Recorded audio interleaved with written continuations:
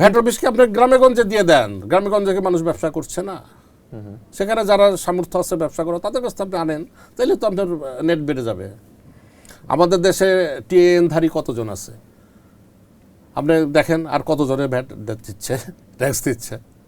সেটাই, আপনার তো সরকারের আইন আছে, আপনি যদি টিআইএন নেন তাহলে তো আপনাকে করতে হবে, রিটার্ন দাখিল করতে হবে। কতজন রিটার্ন দাখিল করছে এটা দেখেন না কেন? এটা তো সহজ কথা, কেন করছেন না? 100 জনের ভাটটা আপনি কেন 20 জনের ঘাড়ে দিবেন? এই জায়গাতে আমার বক্তব্যটা ছিল। আমি ভ্যাট দিতে রাজি। এই প্রোডাক্টটা তৈরি করতে ধরেন আমার র ম্যাটেরিয়াল লাগলো 80 টাকা, তৈরি হইল 100 টাকায়। আমি ভ্যাটটা যখন আপনি আমার কাছে নেবেন কতটুকুর মধ্যে থেকে নেবেন?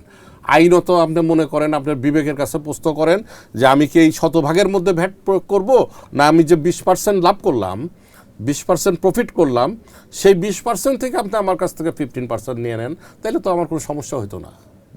কিন্তু আপনি তো আমার কাছে দাবি করতেছেন 100%-এর মধ্যে, ট্যাক্স নিচ্ছেন 100%-এর মধ্যে। তাহলে আমি কিভাবে আমার ব্যবসাকে আমি ভালো অবস্থায় নিতে পারবো? এইখানে কিন্তু ব্যবসায়ীরা আমার মনে হয় যে আমরা বোঝাতে পারি না, যারাই দায়িত্ব আছে তাদেরকে এই কথাগুলো আমরা বলার পরেও তারা এটা বুঝে না। বুঝে না বলতে গেলে আসলে বুঝে, কিন্তু তারা ইনিশিয়েটিভ করবে না। ওনারা কেউ আপনি যদি এখানে বসে থেকে যদি টাকা পান, তাহলে আপনার কি দরকার আপনার গ্রামে গঞ্জে দৌড়ানোর জন্য? ভ্যাট অফিসকে আপনি গ্রামে গঞ্জে দিয়ে দেন, গ্রামে গঞ্জে কি মানুষ ব্যবসা করছে না? সেখানে যারা সামর্থ্য আছে ব্যবসা করা তাদের কাছে আপনি আনেন, তাইলে তো আপনার নেট বেড়ে যাবে। আমাদের দেশে টিএনধারী কতজন আছে আপনি দেখেন, আর কতজনের ভ্যাট দিচ্ছে, ট্যাক্স দিচ্ছে।